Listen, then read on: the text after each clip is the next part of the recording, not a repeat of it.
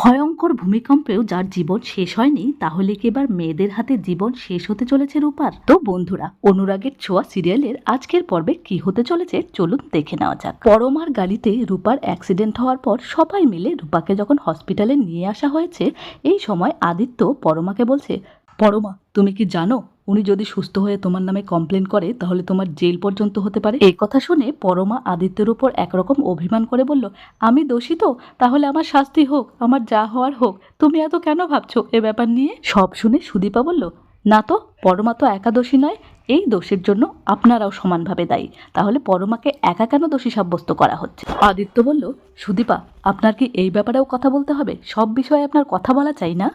তখন সুদীপা বলল, ব্যাপারটা এরকম নয়, ব্যাপারটা হলো এই যে আপনারা পরমাকে দোষী সাব্যস্ত করছেন, এর পিছনে কি আপনাদের কোনো হাত নেই? আদিত্য বলল, সুদীপা আপনি কেন পরমার হয়ে কথা বলছেন?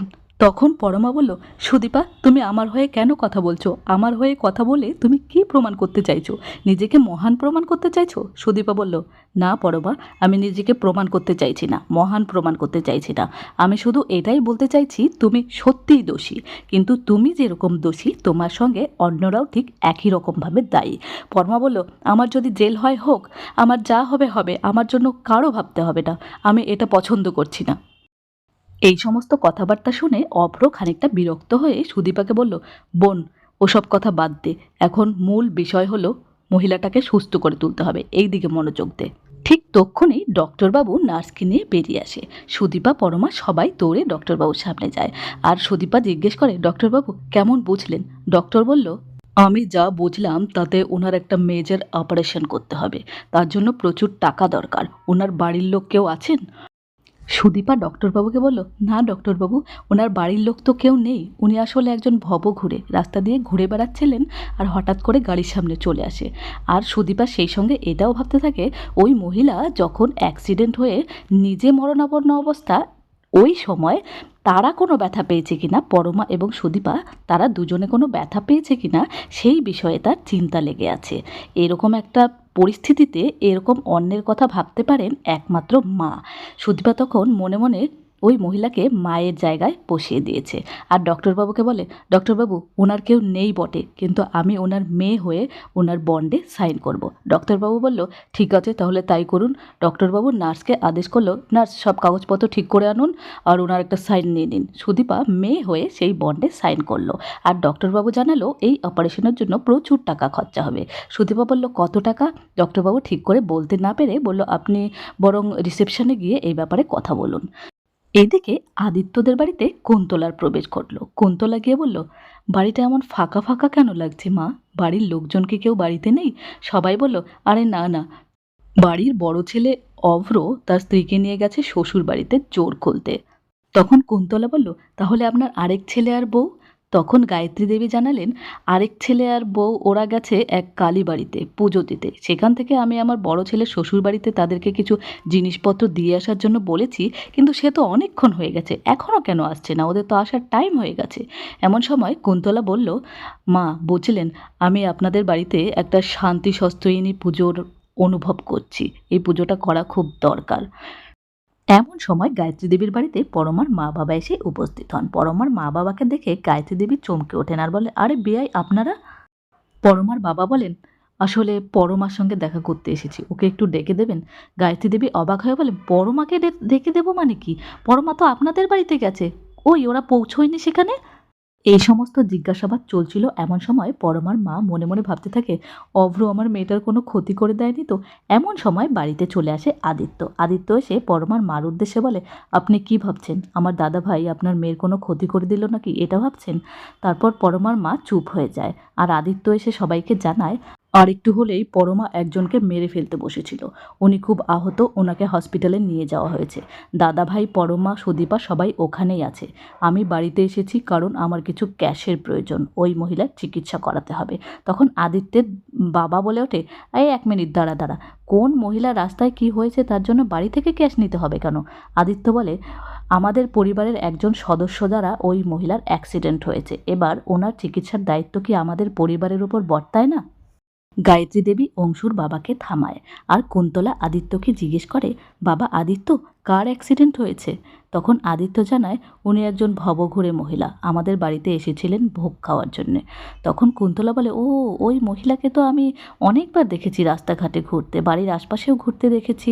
তারপর তিনি গায়ত্রী দেবীকে বলেন, মা, আদিত্য কিন্তু ঠিকই বলেছে, আপনাদের সবারই এটা দায়িত্ব, যেহেতু আপনার পরিবারের একজনের গাড়ির সাহায্যে তার অ্যাক্সিডেন্ট হয়েছে, এবার ওনার চিকিৎসা করানোটা কিন্তু আপনাদের দায়িত্ব।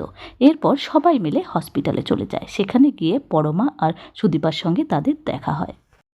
পরমা খুব ভয় পেয়ে আছে। তার শাশুড়ি তাকে গিয়ে বলে, বৌমা, বড় বৌমা, আমি এসে গেছি, আর কোনো চিন্তা নেই, কোনো ভয় নেই, চুপ করো, চুপ করো, আর কাঁদে না, প্লিজ চুপ করো। এমন সময় বাড়ি থেকে ক্যাশ নিয়ে আদিত্য সেখানে পৌঁছায় আর রিসেপশনে গিয়ে সেই অপারেশনের জন্য টাকাটা দিতে চাইলে রিসেপশনিস্ট জানায় টাকা তো জমা হয়ে গেছে। আদিত্য জিজ্ঞেস করে, আশ্চর্য, কে টাকা দিল?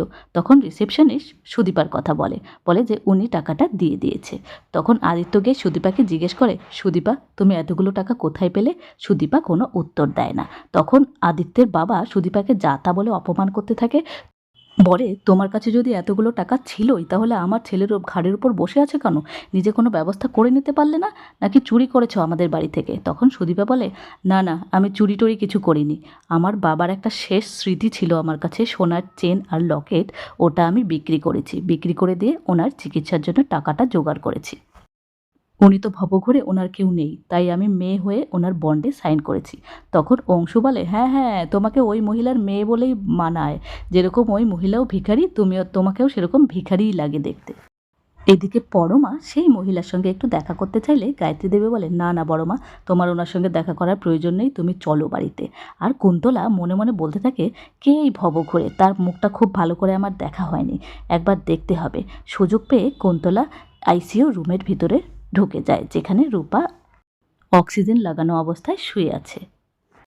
কুন্তলা গিয়ে রূপাকে দেখে চমকে যায় আর তাকে চিনতে পেরে বলে যে, না, এই রূপার পরিচয়টা কিছুতেই প্রকাশ করতে দেওয়া যাবে না, একে গোপন করতে হবে। এরপর সেখানে নার্স চলে আসে আর বলে, আরে, আইসিইউর ভিতরে তো কাউকে অ্যালাউ করা হয়নি, তাহলে আপনি কি করে ঢুকলেন? তখন কুন্তলা, আমি একজন সাধিকা মানুষ, একটু ভেবেছিলাম মাথায় মন্ত্র পড়ে ফুলটা ছুঁয়ে দেব, ওনার একটু মঙ্গল কামনা করব। তখন নার্স জিজ্ঞেস করেন, আপনি কি ডক্টরের কাছ থেকে অনুমতি নিয়েছেন? কুন্তলা বলো, অনুমতি ছাড়া কি আর প্রবেশ করা যায় বলো? এমন সময় সুদীপা ঘরে প্রবেশ করে বলে, এ কি, আপনি এখানে কি করে এলেন? কুন্তলা বলে, আমি একটু ওনার জন্য মন্ত্রপাঠ করতে এসেছি আর একটু ফুল ছুঁয়ে দিতে এসেছি। সুদীপা জিজ্ঞেস করে, আপনার হাতে তো ফুল দেখছি না, ফুল কোথায়?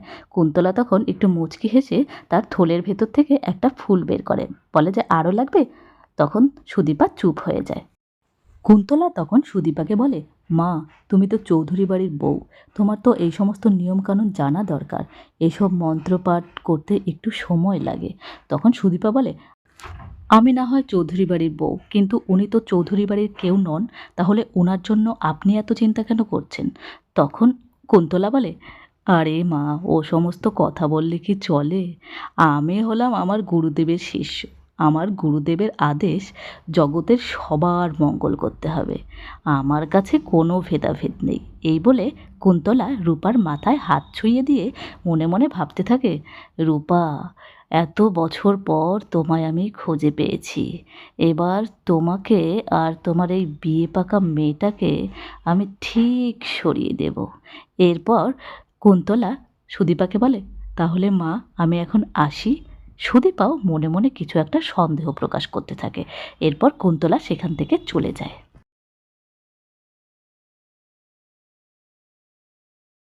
তো বন্ধুরা, এই ছিল অনুরাগের ছোঁয়া সিরিয়ালের আজকের পর্ব। আজকের পর্বটা তোমাদের কেমন লেগেছে আমাকে কমেন্ট করে জানিও।